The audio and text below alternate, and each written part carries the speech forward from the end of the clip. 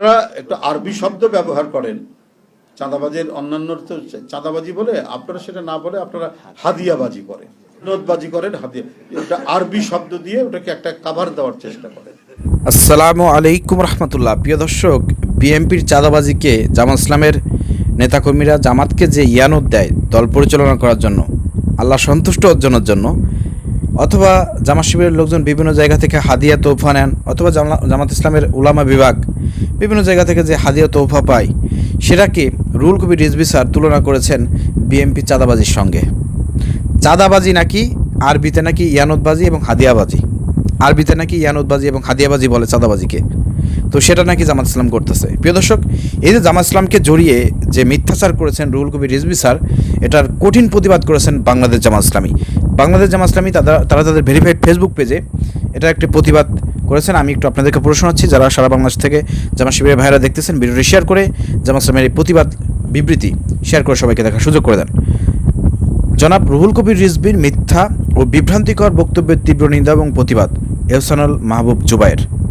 বাংলাদেশ জামাত ইসলামের বিরুদ্ধে বিএনপির সিনিয়র যুগ্ম মহাসচিব রুহুল কবির রিজভী কর্তৃক 31 মে জাতীয় প্রেস ক্লাবে এক আলোচনা সভায় প্রদত্ত অসত্য, বানোয়াট ও উদ্দেশ্য প্রণোদিত বক্তব্যের তীব্র নিন্দা এবং প্রতিবাদ জানিয়ে বাংলাদেশ জামাত ইসলামের সহকারী সেক্রেটারি জেনারেল এবং কেন্দ্রীয় প্রচার ও মিডিয়া বিভাগের সেক্রেটারি অ্যাডভোকেট এহসানুল মাহবুব জুবায়ের আজ 31 মে প্রদত্ত এক বিবৃতিতে বলেন, বিএনপি নেতা রুহুল কবির রিজভী জামাত ইসলামের ঐতিহ্যবাহী ও নিয়মতান্ত্রিক সাংগঠনিক কার্যক্রমকে কেন্দ্র করে যে বক্তব্য দিয়েছেন তা সম্পূর্ণ ভিত্তিহীন, বিভ্রান্তিকর এবং অসত্য, রাজনৈতিক উদ্দেশ্য প্রণোদিত।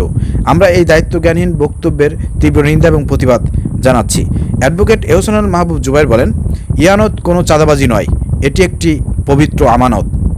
জামাত ইসলামের সকল স্তরের জনশক্তি স্বেচ্ছায় ও স্বগ্রহে প্রতি মাসে সংগঠনের ফান্ডে নির্দিষ্ট পরিমাণ অর্থ বা ইয়ানত দান করে থাকেন। এটি কোনো জোর জুলুমের বিষয় নয়, বরং আল্লাহর সন্তুষ্ট অর্জন এবং একটি কল্যাণকামী সমাজ ও রাষ্ট্র গঠনের লক্ষ্যে কর্মীদের পবিত্র আত্মত্যাগ। রিজভী সাহেব এই পবিত্র সাংগঠনিক নিয়মতান্ত্রিক হাদিয়াবাজি বা ইয়ানতবাজি বলে মূলত এদেশের ধর্মপ্রাণ মানুষের ধর্মীয় অনুভূতি ও রাজনৈতিক শিষ্টাচারকে চরমভাবে অপমান করেছেন। বিবৃতিতে তিনি আরও বলেন, জোরপূর্বক চাঁদাবাজির সংস্কৃতি জামাতের নয়। বাংলাদেশ জামাত ইসলামী কখনো ক্ষমতার দাপট দেখিয়ে বা জোর করে মানুষের কাছে কোনো অর্থ আদায় করে না। বিএনপির নেতাকর্মীদের মতো জোরপূর্বক চাঁদা আদায়, বুকে পিস্তল ঠেকিয়ে ব্যবসায়ীদের জিম্মি করা কিংবা পাথর দিয়ে আঘাত করে নৃশংসভাবে মানুষ হত্যা করে তিরাশে রাজত্ব কায়েম করার কোনো ইতিহাস জামাতের নেই। এই ধরনের অপকর্ম ও সন্ত্রাসী সংস্কৃতির ধারক বাহক কারা তা এদেশের জনগণ ভালো করে জানেন। তিনি বলেন, জামাত ইসলামী একটি সুশৃঙ্খল দল। কোনো স্তরের কর্মীদের বিরুদ্ধে কোনো অভিযোগ এলে দল তা অত্যন্ত গুরুত্বের সঙ্গে খতিয়ে দেখে এবং সাথে সাথেই ব্যবস্থা গ্রহণ করেন।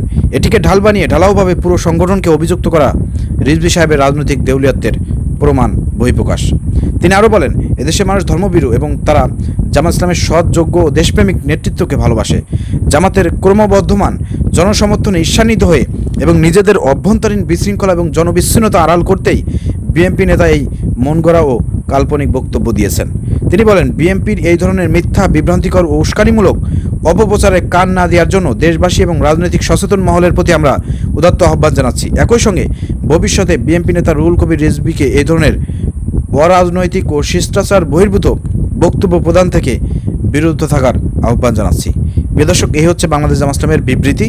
আপনাদেরকে সবাইকে অনুরোধ করবেন, যারা সারা বাংলাদেশ থেকে জামাত ইসলামের নেতাকর্মীরা দেখতেছেন, শিবিরের ভাইরা দেখতেছেন, ইসলামী আন্দোলনের নেতাকর্মীরা দেখতেছেন, জামাতের এই বিবৃতিটা আপনারা শেয়ার করে সবাইকে দেখার সুযোগ করে দেন। দেখেন, রুহুল কবির রিজভী স্যারকে আমরা সর্বোচ্চ সম্মান করি এবং শ্রদ্ধা করি, এবং জামাত শিবিরের ভাইরা তাকে যেভাবে রেসপেক্ট করে সম্মান করে, আপনারা দেখেছেন ডাকসুতে রুহুল কবির রিজভী স্যারকে নিয়ে সাদিক কামরা যেভাবে তাকে স্বাগত জানিয়েছে, তার খেদমত করেছে, আপনারা দেখেছেন।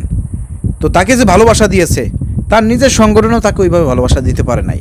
এরপরও কী বলবো প্রিয় দর্শক, দল থেকে নমিনেশন পায় নাই, তারপরে দলের মধ্যে থেকে বিভিন্নভাবে রুহুল কবির রিজভী স্যার কিন্তু পদবঞ্চিত, কোনোভাবে তাকে রাখা হয়েছে।